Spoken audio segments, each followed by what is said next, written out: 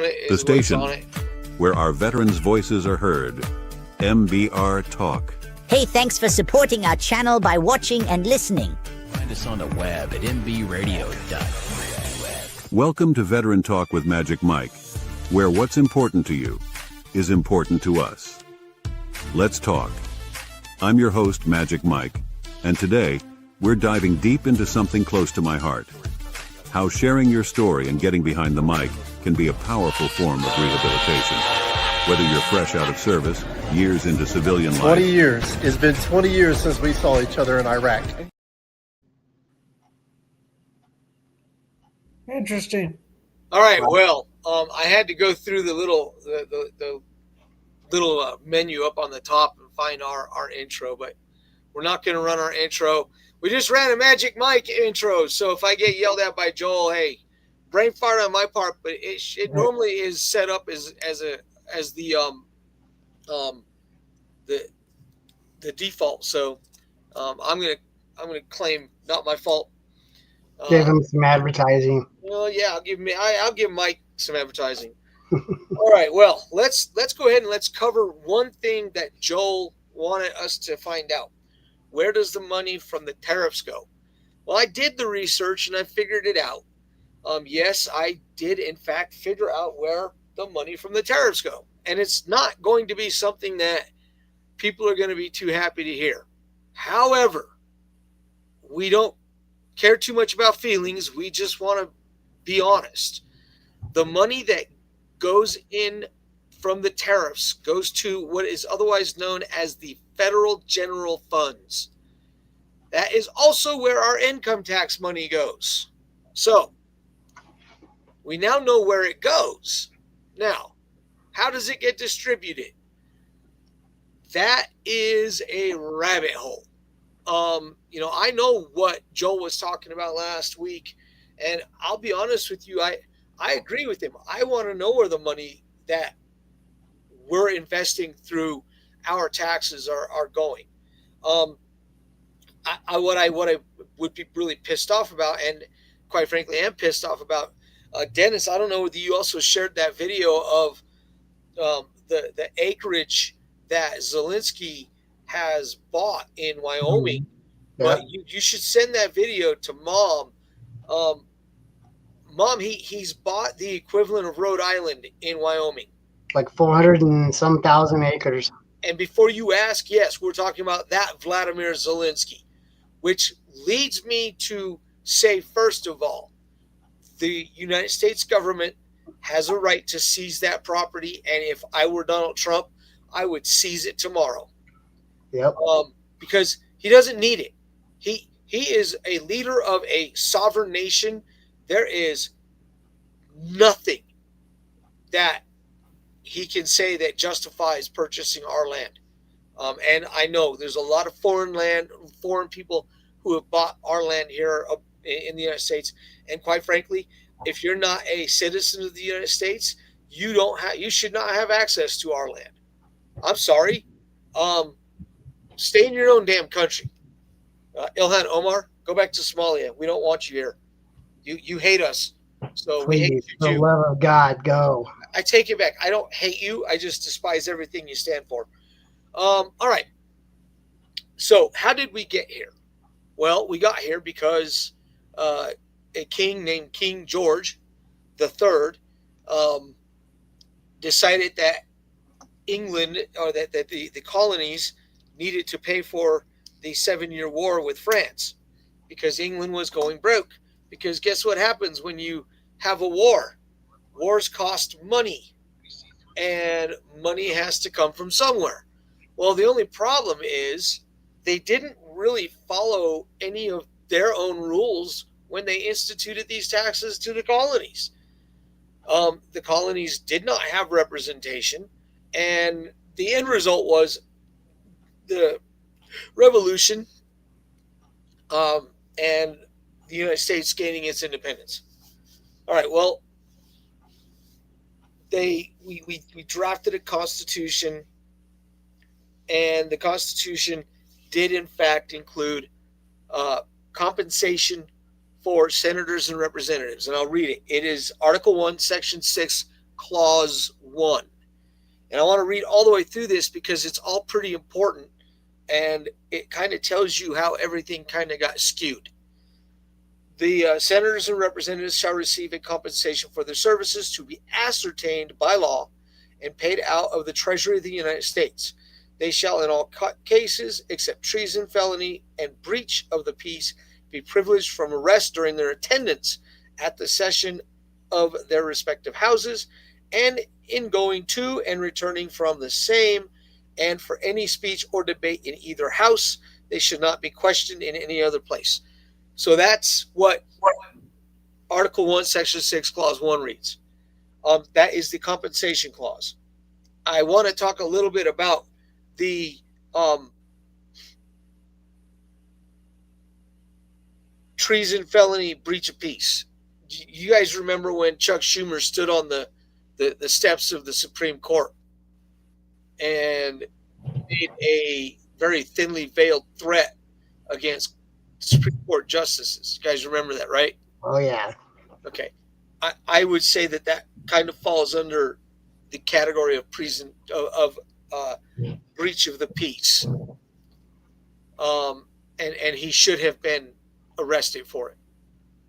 You're not immune from everything you say on the floor. That's where censorship comes into play. But in his case, with what he said, and the way he said it, and the people that he was in front of when he said it, should have absolutely been thrown in jail for a little bit. Well, ironically, that's how insurrections start. Hey, let's talk about insurrections. Well, that wasn't the only place he said stuff. You like know, that. I heard a rumor that there was an insurrection on January 6, 2021. Well, I understand that they're planning to have 1 million people surround the White House sometime soon. Yeah, it was So that they can bounce up and down and look stupid again, I guess. For you people out there who think January 6th was an insurrection, if this thing actually happens, this would be an insurrection. Would you guys agree with that? Yeah, I would. All right. So the framers' decision. They truly do intend to change the government. Oh yeah, because that's what that is. All right. So the framers' decision that members of Congress should be paid from the Treasury reflected their view that members of Congress worked for the nation as a whole and should be compensated accordingly. In his commentaries on the Constitution of the United States, Justice Joseph Story reasoned, if it be proper to allow compensation for services to the members of Congress, there seems the utmost propriety in its being paid out of the public treasury of the United States. The labor is for the benefit of the nation, and it should properly be remunerated by the nation. Conversely, if states or constituents compensated their specific members of Congress, then the members might be more loyal to those interests than to the good of the nation as a whole. That is something that he observed. If the compensation were to be allowed by the states or by the constituents of the members, if left to their discretion, it might keep the latter in a state of slavish dependence. It might introduce great inequalities in the allowance. Concern that the state frugality in compensating members of Congress would reduce the pool of candidates to serve in Congress, and also drove the framers' decision to have a federal government compensate members of Congress. As George Mason of Virginia commented during the Constitutional Convention, the parsimony of the states might reduce the provisions so low that the question would not be who were most fit to be chosen, but who would be most willing to serve. I don't necessarily agree with George Mason. That was all the way back in the 1800s that he said that. I don't necessarily know that we have the right to decide who's fit to choose. I've always been more of a willingness to serve kind of person when it comes to things like this. I think it's more important that there be a willingness to serve country. But you can kind of understand where they're coming from. Nobody wants to work for free. And in a free market society, which we believe we are, that is the truth. They should be. All right. In 1967, Congress passed legislation setting its rate of pay. So in 1967, that is when they actually officially said, this is the amount we're going to be compensated for. Where up until then, it was kind of this hodgepodge of numbers. So, dissenting members attacked the use of commissions to set congressional compensation as violating compensation clause. Surprisingly enough, Congress has declined more often than not to give itself a raise. I'll be very honest. I do not know how we got to the current pay rate of $174,000 a year, but that's currently what it is. Mark, that's what I was just going to mention. I have no problem with them being compensated. Like you said, nobody wants to work for free. I wouldn't. But yeah, the rate of pay that they're currently at seems a bit much. Considering a lot of these people actually came from money before they even got in there. So, I don't think that the rate of pay should be quite as much as what they're making. Actually, if you really love your it country, seems to me like it's not just the compensation. The compensation itself is probably not the problem. That's really not an over amount for what their responsibility is supposed to be. However, they also have voted themselves in many perks that other people don't get, like keeping themselves out of Obamacare. They don't have to do Obamacare. They just impose it on everybody else. And then they get extra money for housing there in Washington, D.C. There's many perks that they get that make their compensation package much higher than the 170,000, right? Whatever. Well, that's the loopholes that I was just talking about. That the perks are all those little loopholes that we don't even know about probably. Yeah, and that's called the living expenses is called per diem and stipends. Right. And I would be willing to say that our congressmen and our congresswomen and our senators should have their per diems and their stipends greatly reduced to basically meals and incidentals. They are making enough money on their salary to be able to afford rent when they're there. And DC is such a unique place because they're not there all the time, because they have to go back home and have town halls and work with their constituents in their respective states. So with that being said, maybe the per diem and stipends should either be diminished greatly or go away altogether. The other issue that I have, and Chip Roy and Cortez co-authored a bill that, if it gets passed, will make it illegal for congressmen and immediate families of congressmen and women and senators to trade in the stock market. And Cortez, you mean AOC? Yeah, AOC, wow. and Roy co-wrote it. Wow, actually, I'm impressed.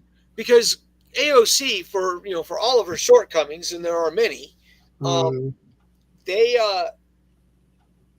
she is one of the least wealthy of them. I mean, I think that there was a news report that there is a demand for her to show her income, and so I don't know how, honestly, I don't know how dirty or how clean she actually is. All right, we're going to jump off this. We're going to go into our first and my favorite break. And then we're going to go in. We're going to tackle the 16th Amendment. And you guys are going to find that really interesting. And then we're going to talk about some of the other things that have happened here recently. Those are cool tats, man. Oh, for real. Thank you, bro. You see the Cobra? Yeah, what is this one? What is this one? That's my credo. No regrets. You have no regrets? Dad. No? Like not even a single letter? No way. Not me. I love him. I think he's great. I think he's a real winner. Casey, if I were you, I would use protection. Well, I love him. That's my credo, Mom. That's the credo. Yeah. Hey, what do you want, man? A little bit of immaturity doesn't hurt anybody, all right? All right. So the 16th Amendment of the United States Constitution is the amendment that made federal income tax legal. Now, let's use full disclosure. We've been taxed from day one. The government has to be able to run, and they used a combination all the way back then with, yes, tariffs, but also taxing the people. And they did it in a much more, I don't want to say fairly voluntary manner, but that's really what was going on. So the first income tax requirements were as a result of the Civil War. It placed a flat 3% tax on all incomes over $800 and later modified that in principle to a graduated tax. When was that implemented? 1861. In 1872, Congress repealed it.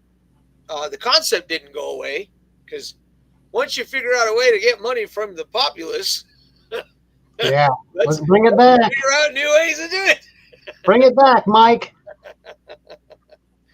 All right. So what ended up happening was after the Civil War, the United States exploded in industrial and financial markets. And the result was an influx of money that made it really easy to not have to require a mass amount of taxes. 1894, as a part of a high tariff bill, Congress enacted a 2%. God, wouldn't 2% be wonderful on income over $4,000? And what is it at now? Currently, Dog shit out of me. Sorry, excuse my French. got to be. But it feels like almost 50% now. It's pretty high. In 1913, this is what ended up happening. In 1913, with the certification by Secretary of State Philander C. Knox, the 16th Amendment took effect in 1913 due to generous exemptions and deductions. Less than 1% of the population actually paid income taxes.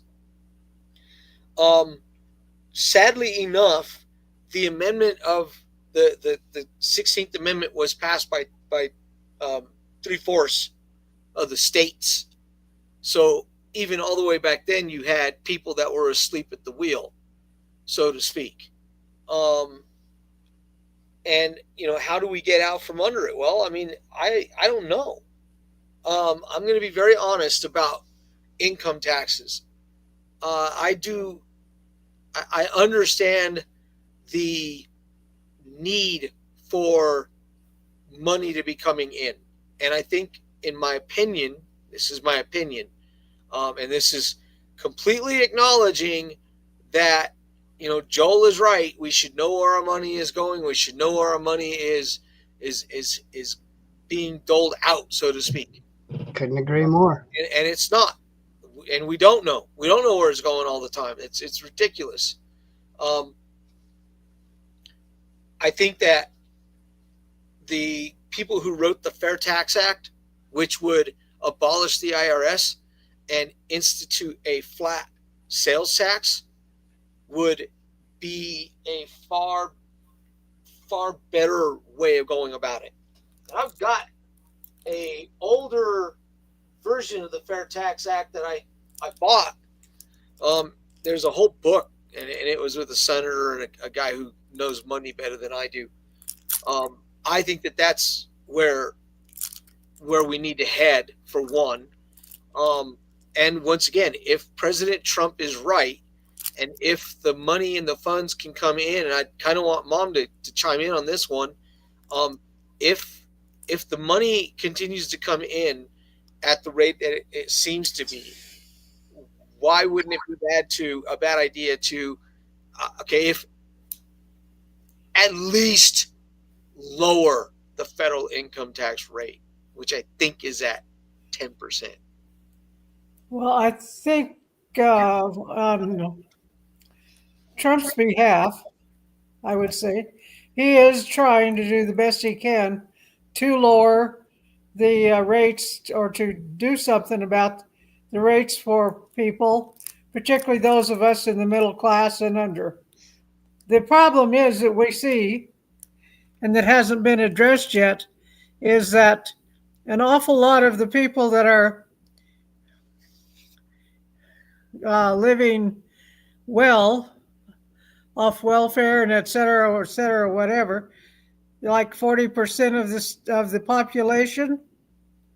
I may have that population wrong, but it's a high number, are not paying any taxes. Right. So basically, those of us who work are footing the bill. And although the rich do get taxed plenty, and they know they get taxed plenty, and I don't blame anybody for whatever they can save from the IRS. If you make a lot of money, you really should be able to save some of it. But there's got to be some kind of a balance there. Okay. Those people on the bottom need to do. Something's got to be done about that. Well, here are the numbers. All right. Here are the percentages based on your income: 10%, 12%, 22%, 24%, 32%, 35%, and 37%. If you're one of the lucky few to earn enough to fall into the 37%, that doesn't mean the entirety of your taxable income will be subject. Instead, 37% is your top marginal tax rate. So when people start talking about taxing the wealthy, they tax the wealthy up to 37% of their income. Why do the wealthy stay wealthy? Because they know how to move their money. They know where all the loopholes are. And just like, they can afford lawyers to know. Yeah, and they have more loopholes because they have other things going on. And honestly, this goes back to the debate that Trump had with Hillary Clinton, where she talked about, all of the loopholes that Trump was using ad nauseum. And what was it that Trump said? Those were the laws you put in place. Right. That was when you knew he knew how to debate, because he had the information ready to go. And he said, and many of the people that are your donors are doing the exact same thing I did. So right. It was one of those things where you sit there and it's like, you cannot have this conversation if you're not also willing to acknowledge that it does happen, and here's how it happens, and here's where we go. I agree with what Mom said. I think that those people who are gaming the system, and there are many of them gaming the system, for Randy Quinn, who is not on, it's not billionaires gaming the system. It's illegals, and it is baby mamas on Social Security, not on Social Security, on child support, or on welfare, thank you, that are really gaming the system. Okay, so this is where Mark gets a little crass. I will apologize up at front. If you spread your legs for the sole purpose of gaming the system. You need to have limits put into that system. You're abusing welfare, period. You're eliminating, and look, we already know the Democrats and the socialists want to eliminate the nuclear family. That is how they control the masses. That's how they do it. The only thing you can do is to put massive reforms on welfare money and the welfare program itself. And I already laid it out a couple of months ago how you can do that. And if you're interested, I'm willing to lay it out again. I don't have a problem with welfare as long as it's a hand up, not a hand out. And right now it is a hand out. Right. So let's talk with all of that. We now know what we pay in taxes. I would assume that my wife and I probably at 12%. Maybe we're lucky enough to stay at the 10%. I hope that Donald Trump gets what he wants out of all this, which is to eliminate it entirely. I think that would be fantastic. If you ask, it would be awesome. Those numbers that you're reading, do they have is there brackets, income brackets that it's showing as far as no, but I can dig into that and find out in another show. We can bring that up next week. I'm curious about that. No, because I think it's important to know. It's don't important to know who's paying what. Don't forget, people who are, say, the CEO of a business, he pays income taxes on his personal money, and his business pays income tax on the business. Mm-hmm. So they're not just taxed once; they're taxed twice. And oh, by the way, their employees are all paying taxes. And their employees are all one company could be responsible for like $1 million in taxes, in income tax. So yeah. All right. Well, now that we've gotten through that, I'm going to say something that Joel brought up that I don't agree with him. Most of the time, I believe that all of these politicians, the right and the left, are to blame for the problems that our country have gotten, the challenges that we, the people on the street, endure. I'm going to put it out right here, right now. The Democrat Party is responsible for this government shutdown, the hardships that people are about to get ready to go through. You need to look at, in Colorado, Jason Crow. In Colorado, Diana DeGette. I love naming names. Hey, how about John Hickenlooper? That moron is one of the morons that's voting no all the time. I have a question for John Hickenlooper. Do you love your country or do you love your state? Because by what I'm looking at, you don't. You don't love your state. You don't love your country. You have no interest in doing anything for anybody unless it can get you more power. Same with Bennett and Polis too, man. Thank you. I'm glad you brought up Bennett because Bennett's the other senator. And he's the senator, and I'm glad you brought up Polis because Bennett is the a-hole senator who is going to be running for governor as the Democrat. And I'm just flabbergasted that people haven't figured out what kind of a shyster he is, man. Carpetbagger. But then again, I think they're all carpetbaggers. I do. Those people appeal to the ignorant, man. Oh, they do. And, while we're on the subject of the shutdown, I don't agree with what Trump said about nuking the filibuster because that's one of those Pandora boxes. And you remember what we've discussed about Pandora's box? Yeah. You probably shouldn't open it. You just probably shouldn't. That said, he's not wrong. Every chance that the Democrats have ever had to nuke and run the nuclear option, they've done it. And they've done it without hesitation because they don't have any scruples and they don't have a sense of right and wrong. And for those people who are Democrat, who are watching that don't agree with me, step up to the mic and prove me wrong. Like They don't the care great about the Charlie Kirk would repercussions. say. Yeah, they People don't that care about repercussions, man. right. That's I mean because up in I mean even now there are no repercussions for these people.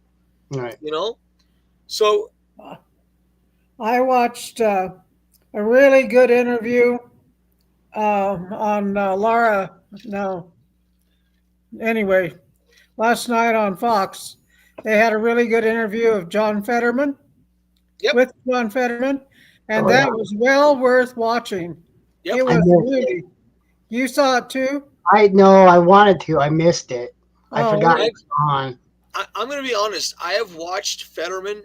I watched Fetterman before he was elected, and I was concerned because of his mental status.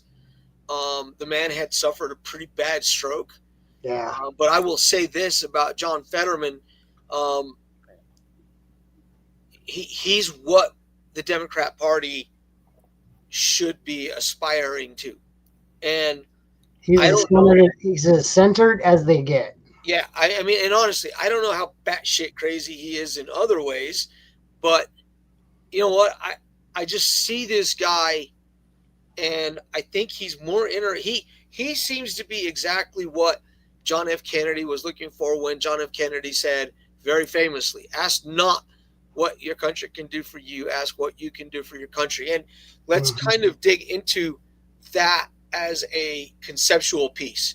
The more people that do right by their nation, the greater opportunity their nation has to become successful in private sectors. I don't know if that makes sense, but that's kind of how I see it. All right, next break. We need to feel good. What happened to you? Ruben, I'm in a situation here. We have to leave now. Well, no, can we stay a couple more minutes? But dude, no, this is serious. I just sharted. I don't know what that means. I tried to fart and a little shit came out. I just sharted. And let's go.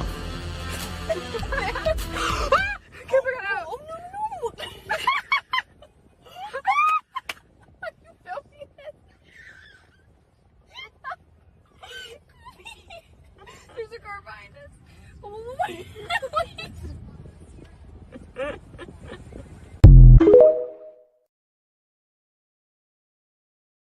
That's a good doggy.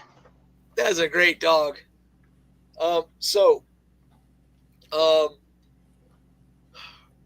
President Trump announced that, yes, Nigeria and the terrorists that are killing Christians are in fact committing genocide. For those of you watching, and for those of you not watching, this is what genocide looks like. They are killing thousands of Christians.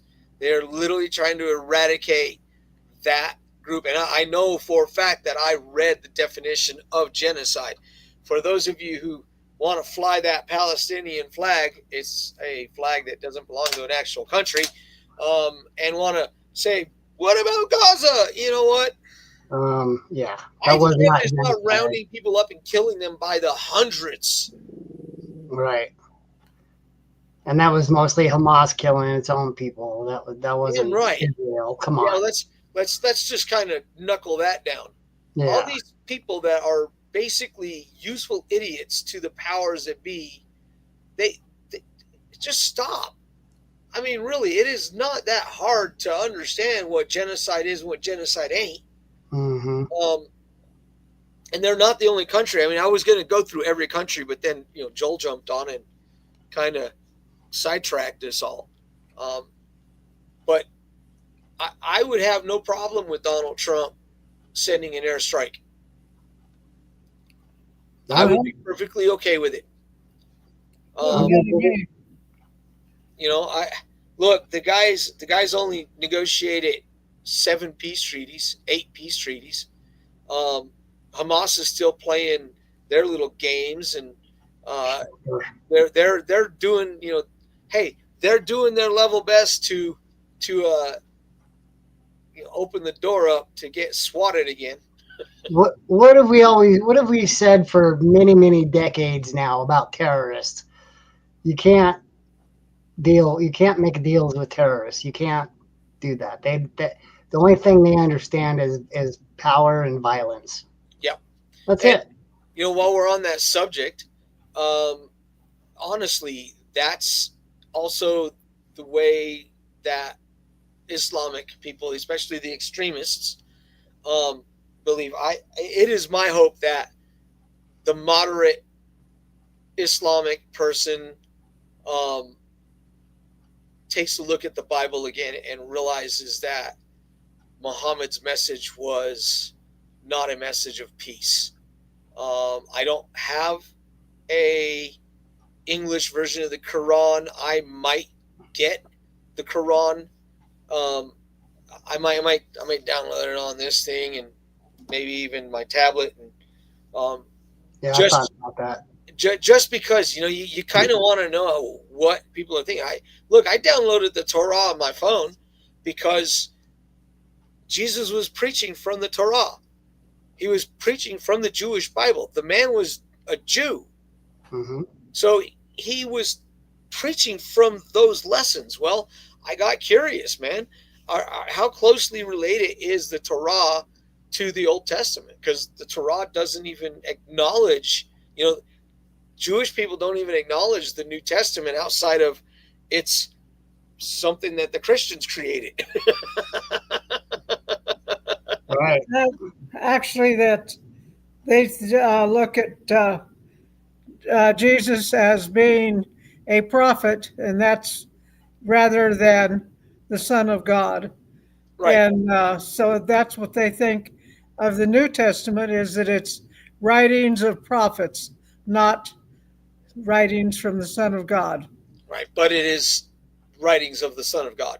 Or it is Well, writings of of the his men and disciples. women who Yeah. followed the Son of God. But So, but that no, I mean, and look, to each his own. I mean, according, so this is where if we get into this deep theological rabbit hole, which I'm perfectly happy to do, um, the um, the Jews believe that the chosen one has yet to arrive.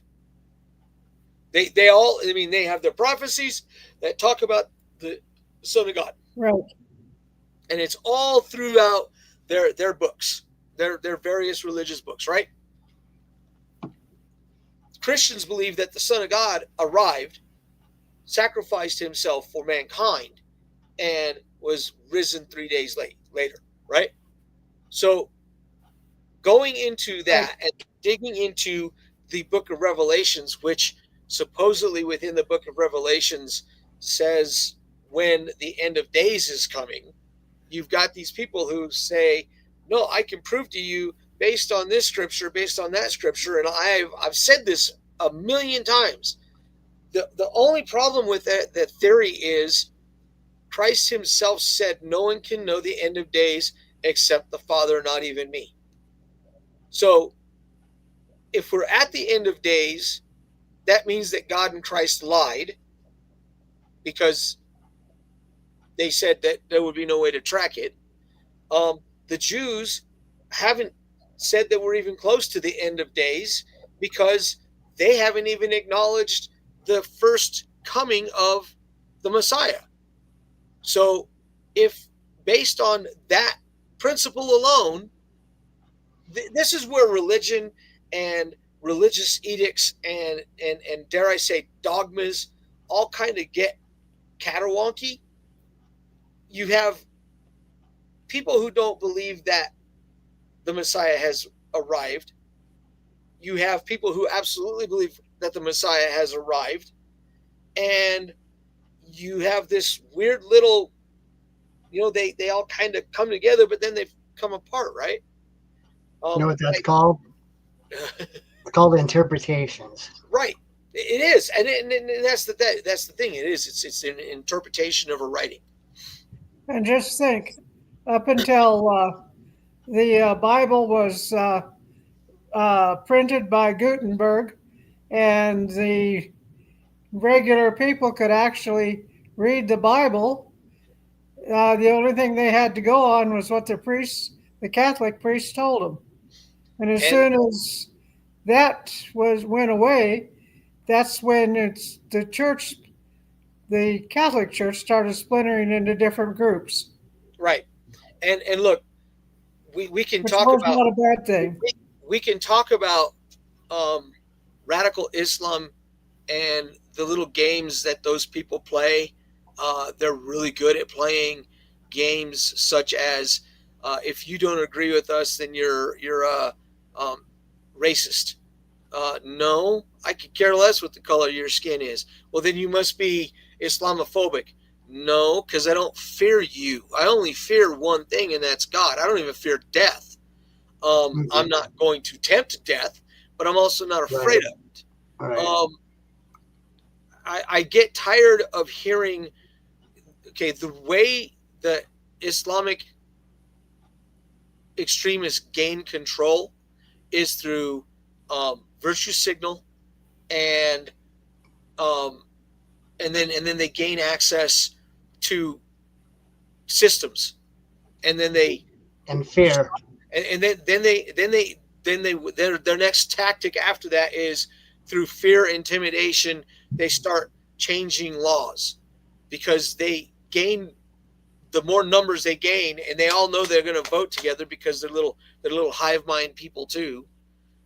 That's how they gain control. That's one of the reasons why the government was so not okay with people of Islamic faith entering into our government. And hey, let's do a head count. Let's check off the box. How many of these people who are Islamic that came from other countries have professed their allegiance to their other country and their allegiance to Allah above everything else? A shitload. Now, this is going to make people mad, but I don't really care. And the reason I don't really care is because the truth also doesn't care. I have people who I consider friends that are of the Islamic faith. I also know that the people who are currently in power, and I hate saying it like that, but Ilhan Omar is in a position of influence. So is Rashida Tlaib. I can't even give you the whole list of Islamic faith-driven people that are in the House of Congress. I have a question. What, 15 of them? Yeah, go ahead. Can you now, Mark Stallings? Would you be able to go to Somalia and hold a seat in the government? Oh, hell no. I'd probably be killed before I even finished walking down the street. There's my answer to the question of should these people be holding office in the United States? No Right. effing way. Right. And that goes to a whole nother rabbit hole to go down. I don't believe that even naturalized citizens have a role in our government outside of the ability to vote. Not in front of someone who already, not in front of someone who is a citizen. And right. I don't, and I think Mom agrees. I'm not sure. She hasn't said anything for a minute, but I think that she agrees with what I'm saying. And that isn't saying that I hate immigrants, because I don't. I love immigrants. I think that immigrants that bring something positive to this country is good for this country. I believe that. But I do not believe, once again, it goes back to what I have said a million times. My mom cannot go to Canada and become a Canadian citizen without acknowledging and affirming that she is going to adopt Canada's values and Canada's constructs. She cannot. You would not be allowed to do that anywhere but this place. And I just don't understand why people can't see that. Is it me? Am I the one that is upside down and inside out? You're not wrong. Yeah, I have strong feelings on the immigrants.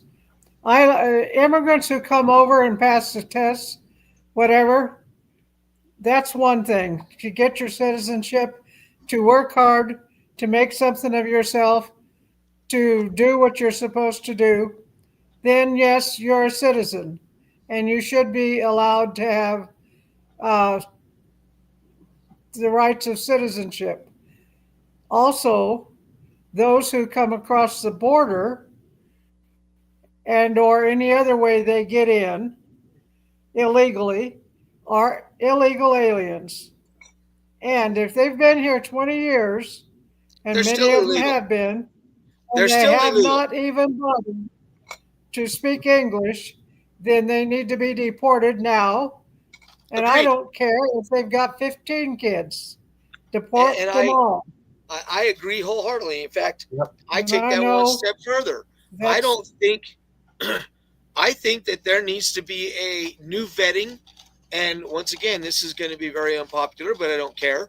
There needs to be a vetting of those individuals who have had citizenship, who are not being a productive part of our society. It's just how I see it. I could be wrong.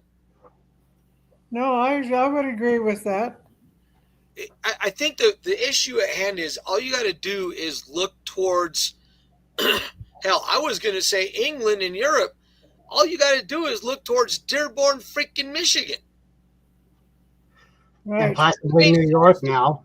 All And you got to do Minneapolis. is look towards Dearborn, Michigan, and take a look at what happens when they get control of a government. Because they are in control of the city of Dearborn. They are in control. Okay, there is there is an ordinance that says that, and this is in Dearborn, that you can't pass around religious pamphlets, which is a violation of our First Amendment because it violates freedom of religion. Right. Okay. There were some videos that were circulating around Instagram of people who were Christian that were being stopped and rounded and moved far, far, far away from a fair that was going on.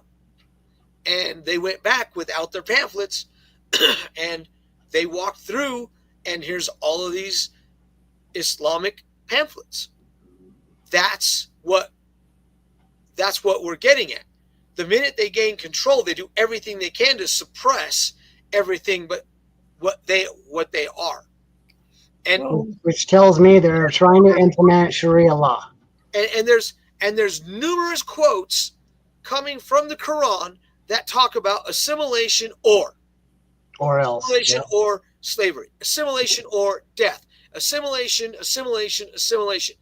Well, when you come into my country, the United States of America, and you refuse to assimilate to the pre-existing values and customs and cultures, you should probably go back from whence you came, because I don't want you here, because you risk my family's safety, my family's security. You risk my neighbor's security, my neighbor's family's security and safety, because you are unwilling to assimilate into the pre-existing value and the pre-existing society. That isn't saying that you should cut yourself off from where you came from. That's not saying that at all. That's saying that you integrate properly with the pre-existing value and the pre-existing society being the primary. Period. If you can't do that, stop taking your tests, stop going through the naturalization process, because your happy little ass doesn't belong here. Period. Mark, that's what blows my mind about these people, citizens of the United States, mothers and fathers that have sons and daughters. Are you telling me that you would even hesitate for a second to not not oppose Sharia law, knowing what it involves? You're telling me that these parents would be okay with this? And understanding that Sharia law and the implementation of it comes from the lowest number of Islam, of people that practice Islam. These burqas and these head thing. Okay, in Jerusalem, in the old world, they covered their head. Women covered their heads, but they didn't cover their faces, and they didn't do any of that crap. And for people who don't understand what that does to the human psyche, when you cover your face like that completely, it dehumanizes you to the core. You and you start to dehumanize yourself. Which is exactly why the hangman wore a hood over his face. Right. So that he didn't have to, because it kept him from being a person while he was doing what he needed to do.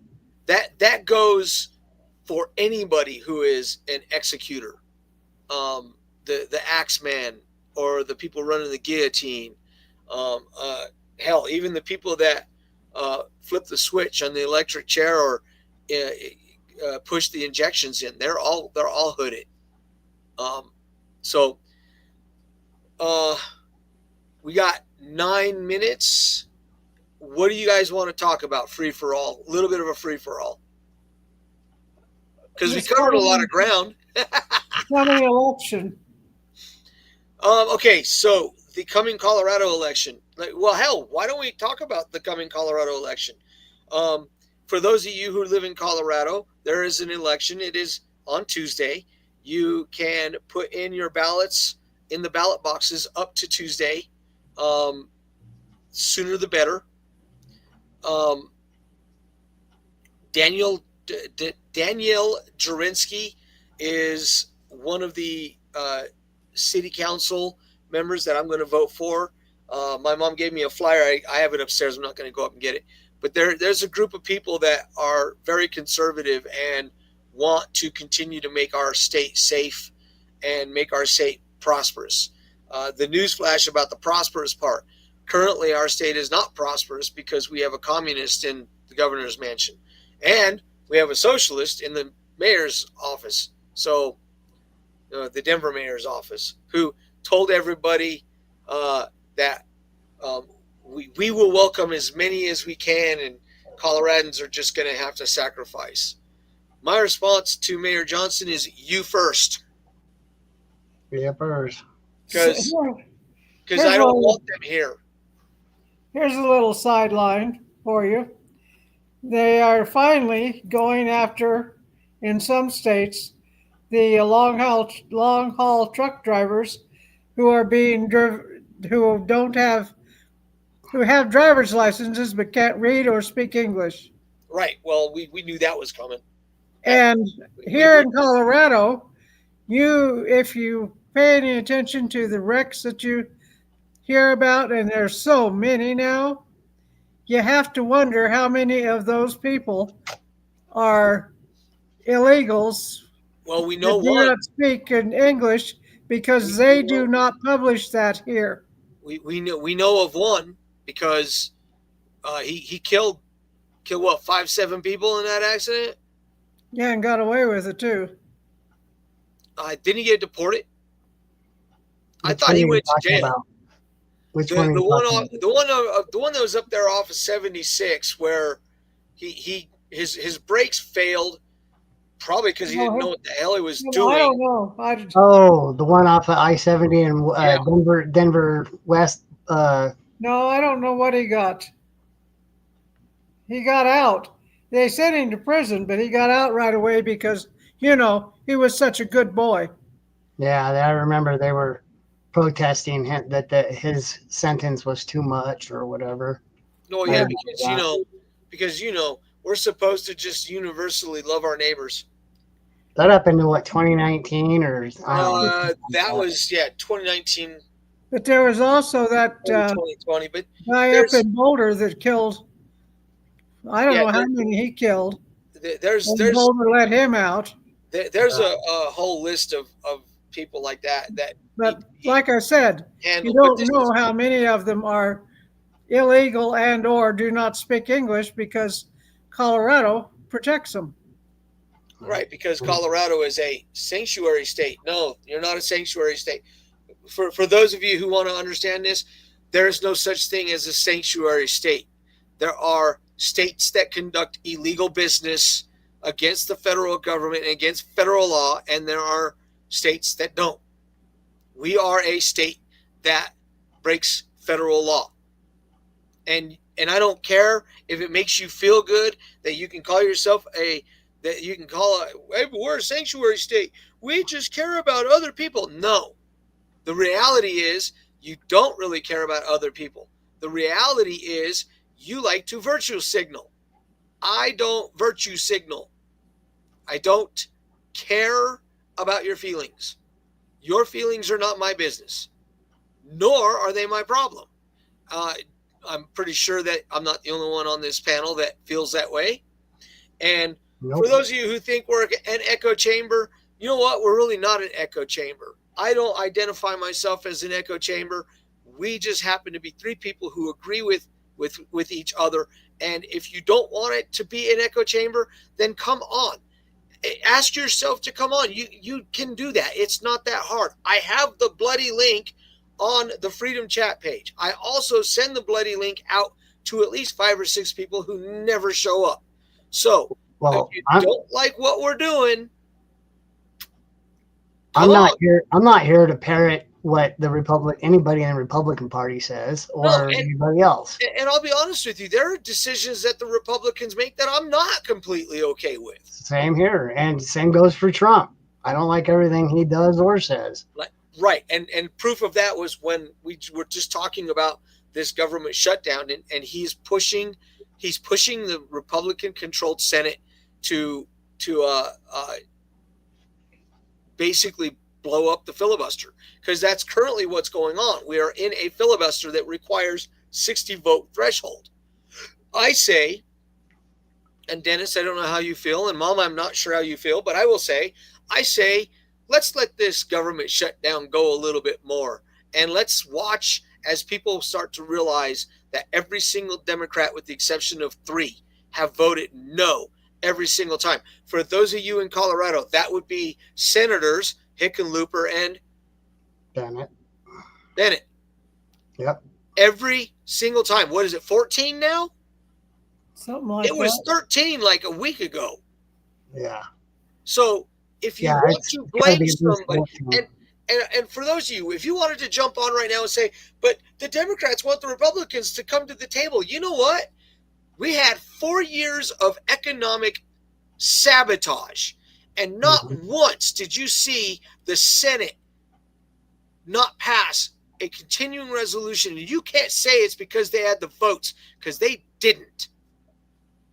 The Republicans could have smoked that in a heartbeat. It wouldn't have even mattered. And the Republicans have said all along, look, let's just get the CR passed. Right. And we can talk about other things. Well, not only that, but that's because they had done that. They had passed every continuing resolution that the Democrats had pushed through from 2021 all the way to 2024, early 2024. The Republicans all voted. No, I mean, this one now, this current one, they've said all along to the Democrats, this current one, all you got, let's keep the government going. We can discuss your health care thing down the road or whatever. The thing we have to remember is this. The Democrats are not interested in what's best for our country. No. Ad nauseum. I mean, with the exception of the 3 that we've discussed already, especially Fetterman. Yeah. The Democrats do not care about anything but maintaining and continuing to increase their power and their control. That's it. That's just the truth. I don't write the rule book. I try to follow the rules as much as I can, but that is the truth. They want that power because that power is what helps keep the money flowing into their pockets. Right. All right, guys. Hey, this was a good one. I wish that Joel would have come on. Maybe he comes on next week. Maybe he don't. Come on, I was hoping that Randy Quinn would come on, and I as I like to say, nut up or shut up. That's kind of the way it goes, right? We're still hoping for Miss Kelly. Hey, we're waiting on Miss. Right? Hey, we're waiting on anybody. You want to come on? we are not uncivil. That's the other thing. We don't call names. We don't call anybody. Okay, I did call Lucas a coward because he quit. I did do that. I'm sorry. I shouldn't have done that. But he is a coward, right? Oh, well, I don't know what else to call it. Let's break Johnny Carson's cardinal rule of comedy: never say the same joke twice on the same stage. Right.